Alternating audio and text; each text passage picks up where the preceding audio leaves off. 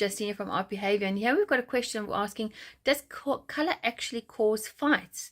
Now, that's a very interesting question because it's more actually looking at the fact that color, there was an analogy of somebody carrying a teacup, and in that teacup is water or tea or coffee. And now somebody bumps into and knocks that over, whatever that is going to spill out. So it doesn't matter what is inside that cup. And that's the same with our emotions.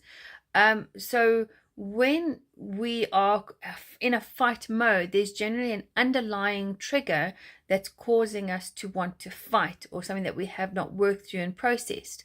Color can be part of an irritation to bring that out a bit more, but it's not the source of the fight.